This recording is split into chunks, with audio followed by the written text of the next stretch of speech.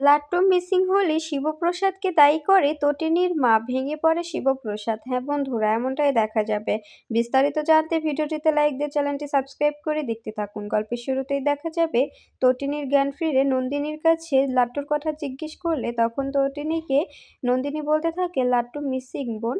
এদিকে দেখা যায় বলরাম শিবপ্রসাদকে বলছে নদীর পাড়ে তোর ছেলের আইডি কার্ড, তারপরে ড্রেস সবকিছু পাওয়া গেছে, ব্যাগ, তারপরে অনেক কিছুই পাওয়া গেছে। এটা দেখে হাসতে থাকে শীতল। শীতল বলতে থাকে আমি তো বলেছিলাম যে তোমার ছেলেকে তুমি আর কখনো ফিরে পাবে না, শিবপ্রসাদ গাঙ্গুলি।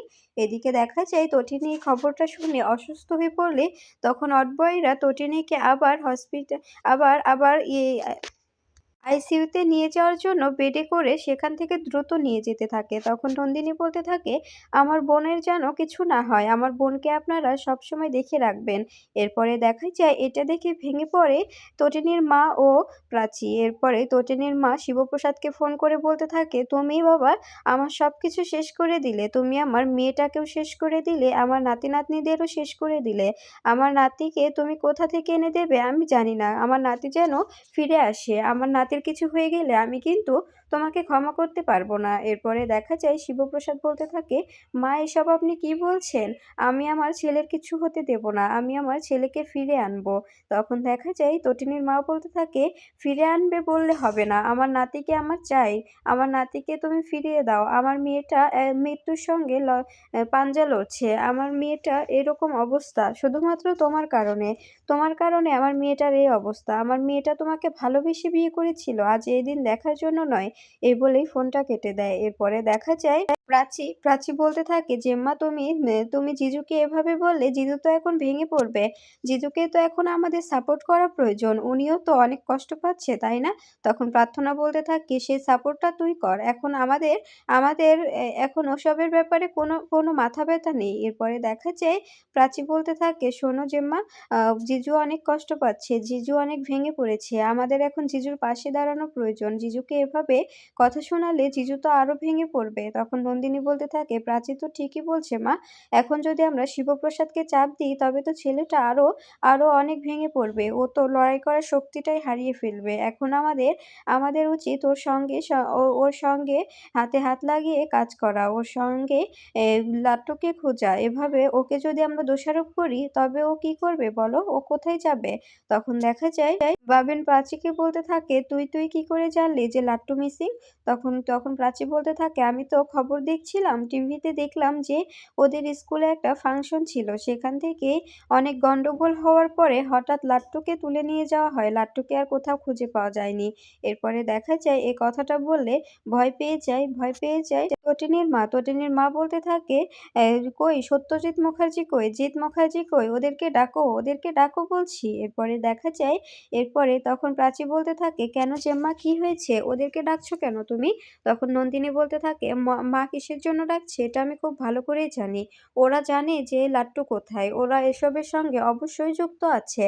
আর বিজিত এখান থেকে বেরিয়ে গেছে এটার পিছনেও কোনো না কোনো কারণ আছে। এরপরে দেখা যায় দীপালি বলতে থাকে তুই তোর বাবাকে ডাক নন্দিনী, তোর বাবাকে ডাক, তোর বাবার কাছে আমি জবাবদিহি করব আমার মেয়েটার এরকম অবস্থার পিছনে কে দায়ী, আমার আমার নাতি কোথায়, আমার নাতিকে কে তুলে নিয়ে গিয়েছে, সবটা আমার উত্তর চাই। এরপরে দেখা যায় নন্দিনী চিৎকার করে সত্যজিৎকে ডাকতে থাকলে তখন সত্যজিৎ নেমে এসে বলতে থাকে কি হয়েছে, তোমরা এত চিৎকার চেঁচামেচি করছো কেন? তখন দেখা যায় তটিনীর মা সত্যজিতের কলার ধরে বলতে থাকে তুমি কি সত্যি জানো না কি হয়েছে, তুমি জানো না যে আমার নাতি কোথায়, আমার নাতিকে কারা তুলে নিয়েছে? তখন দেখা যায় এই কথাটা শুনে সত্যজিৎ চমকে যায় আর বলতে থাকে এসব কি বলছো, লাট্টুকে তুলে নিয়েছে মানে, লাট্টু লাট্টু কোথায়, কে তুলে নিয়েছে?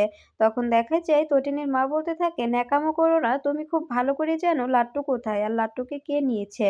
তখন দেখা যায় সত্যজিৎ বলতে থাকে বিশ্বাস করো আমি সত্যি জানি না, আমি এসবের ব্যাপারে সত্যি জানি না ওকে কারা বা কে তুলে নিয়েছে। তখন তটিনীর মা বলতে থাকে তুমি ন্যাকামো করো না, আমি খুব ভালো করে জানি যে তুমি তুমি সবকিছু জানো। সবকিছুর পেছনে তুমি আছো। তুমি তুমি ওদের সঙ্গে কোন র‍্যাকেটে আছো, কি করছো আমি কি মনে করেছো জানি না? তখন নন্দিনী বলতে থাকে, "প্লিজ ড্যাড বলে দাও যে লাট্টু কোথায়? এভাবে ওই বাচ্চাদের নিয়ে খেলো না। প্লিজ তোমরা যাই বা করো না কেন কিন্তু বাচ্চাদের নিয়ে এভাবে খেলো না। ও তো তোমার নাতি, তাই না? ও তো তোমার মেয়ের সন্তান।" তখন দেখা যায় সত্যজিৎ বলতে থাকে, "বিশ্বাস করো আমি এসবের ব্যাপারে কিচ্ছু জানি না। তোমরা আমাকে ভুল বুঝছো। আমি এসবের বিষয়ে কিচ্ছু জানি না।" তখন দেখা যায় নন্দিনী বলতে থাকে, "তুমি সবটা জানো।" এরপরে বাবিন বলতে থাকে, "নন্দিনী তুই এভাবে জেঠুকে ব্লেম দিতে পারিস না। সত্যি আমরা কেউ কিছু জানি না।" এরপরে দেখা যায় শিবপ্রসাদ এদিকে পাগলের মতো প্রায় পাগলের মতো ছটফট করতে থাকলে তখন বলরাম বলতে থাকে, "তুই এভাবে পাগলের মতো ছটফট করলে তো ওরা আরো তোকে ভেঙে ফেলার জন্য সবকিছু করবে। তুই এভাবে ভেঙে পড়বি না। তুই লাট্টুকে খুঁজে বের করবি। আমরা লাট্টুকে খুঁজে বের করব। আমার বিশ্বাস তোকে বিভ্রান্ত করার জন্যই লাট্টুর পোশাকগুলো এভাবে গঙ্গায় ফেলে দেওয়া হয়েছে। লাট্টুর কিছু হয়নি। লাট্টুর ওরা কোনো ক্ষতি করতে পারবে না।" এরপরে দেখা যায় তখন শিবপ্রসাদ বলতে থাকে, "ঠিক বলেছিস। আমার ছেলেটা অনেক, অনেক, অনেক লড়াকু। আমার ছেলেটা অনেক ব্রিলিয়েন্ট। আমার ছেলেটাকে কেউ কিচ্ছু করতে পারবে না। ও তো আমার মতো পরশুরাম হতে চেয়েছিল। ওর তো স্বপ্ন আমার মতো পরশুরাম হবে। ও অবশ্যই ওদের সঙ্গে লড়বে। আমি জানি আমার ছেলেটা ওদের সঙ্গে কিছুতেই কোঅপারেট করবে না।" তখন দেখা যায় বলরাম বলতে থাকে, "এটাই মাথায় রাখ আর নিজেকে শক্ত কর। ভেঙে পড়লে ওরা তো আরো তোকে ভাঙার চেষ্টা করবে। ওরা বলবে যে পরশুরামকে ভেঙে ফেলা অবশ্যই সহজ। তুই তো ভাঙার মানুষ নয়। তুই এভাবে ভেঙে পড়বি না। তুই আরো শক্ত হয়ে দাঁড়াবি।" এরপরে দেখা যায় স্যার এসে শিবপ্রসাদকে বলতে থাকে, "শিবপ্রসাদ তুমি এখন কি করবে? তোমার ছেলেকে তো তোমার বাঁচাতে হবে। তোমার ছেলেকে কে বা কারা তুলে নিয়ে গিয়েছে সেটা তো তোমাকে জানতে হবে।" তখন শীতলকে শিবপ্রসাদ থাপ্পড় মারে আর বলতে থাকে, "কোথায় নিয়ে গিয়েছো আমার ছেলেকে? সত্যি করে বলে দাও। তা না হলে কিন্তু এখানেই শুট করে রেখে দেব।" তখন দেখা যায় তখন শীতল বলতে থাকে, "শুট করে দাও, তারপরেও বলবো না। কোথায় আছে লাট্টু? লাট্টুকে তো গঙ্গায় ফেলে দেওয়া হয়েছে। বুঝতে পারছো না? ওর সবকিছুর গঙ্গায় পাওয়া গেছে। তারপরেও কি তোমাকে বলে বোঝাতে হবে যে কোথায় রাখা হয়েছে ওকে?" তখন দেখা যায় শিবপ্রসাদ বলতে থাকে, "আমি বিশ্বাস করি না আমার ছেলেকে গঙ্গায় ফেলা হয়েছে। আমার ছেলেকে গঙ্গায় ফেলতে পারবে না তোমরা। কারণ তোমরা জানো যে পরশুরাম কি হতে পারে, কতটা ভয়ঙ্কর হতে পারে, যার জন্য তোমরা কিছুতে লাট্টুকে গঙ্গায় ফেলতে পারো না।" এরপরে দেখা যায় শীতল বলতে থাকে, "চ্যালেঞ্জ করছো যে তোমার ছেলেকে আমরা মারতে পারবো না?" তখন শিবপ্রসাদ বলতে থাকে, "যেটা মনে করবে সেটাই। কিন্তু আমি জানি যে তোমাদের শরীরে একটু মাত্র হলেও ভয় আছে। যেই কারণ থেকে তোমরা কিছুতেই আমার ছেলেকে শেষ করতে পারো না। আর সত্য করে বলো বিজিত কোথায়? আয়েশিকে নিয়ে বিজিত কোথায় গেছে?" তখন শীতল বলতে থাকে, "বলবো না। যতই যা হয়ে যাক বলবো না। তুমি আমাকে মেরে ফেলো তারপরেও আমি বলবো না। আমি আরো খুশি হব যে আমি যাকে ভালোবেসেছিলাম তার হাতেই আমার জীবন গিয়েছে। সে আমাকে মেরেছে।